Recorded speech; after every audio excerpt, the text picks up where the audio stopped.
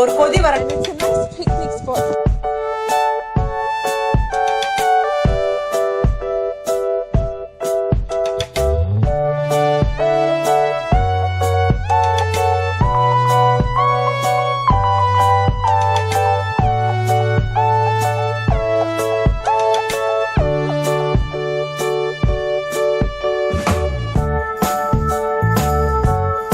அவல் அப்புறம் ரவை அதோட கொஞ்சம் கார்ன்ஃப்ளவர் சேர்த்து மொறுன்னு வடை பண்ணினேன். சூப்பராக வந்தது.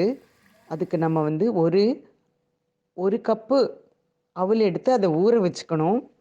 அதை ஊற வச்சோடனே சாஃப்டாக இருக்கும். அதோட 1/4 கப்பு ரவை, 1 டேபிள் ஸ்பூன் கார்ன்ஃப்ளவர் போட்டு நல்லா ஒரு அரைச்சிட்டு அதில் வந்து பச்சை மிளகா, கொத்தமல்லி, கருவேப்பிலை எல்லாம் நல்லா போட்டு கொஞ்சம் 1/2 கப்பு தயிரும் போட்டு கலந்து வச்சுட்டு ஒரு 5 நிமிஷம் கழித்து அழகாக வடை மாதிரி போட்டால் சூப்பர் டேஸ்ட்டு. கிறிஸ்பியாக, அவ்வளோ கிறிஸ்பியாக இருக்குது. நமக்கு தேவைன்னா அதை தொட்டுக்கிறதுக்கு டொமேட்டோ சட்னியோ இல்லைன்னா நீங்கள் வந்து டொமேட்டோ சாஸ் கூட தொட்டுக்க முடியும். அருமையாக இருக்குது. மார்னிங் அந்த ஈவினிங் ஸ்நாக்ஸாக நம்ம யூஸ் பண்ண முடியும். ஈவினிங் ஸ்நாக்ஸ் என்ன பண்ணலாங்கும்போது இந்த மாதிரி பண்ணி பார்த்தா ரொம்ப சூப்பராக வந்தது.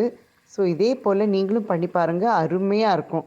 கிறிஸ்பியாகவும் இருக்குது, டேஸ்ட்டாகவும் இருக்குது. அந்த தயிரோடு சேர்ந்து அருமை தான். கண்டிப்பாக பண்ணி பாருங்கள்.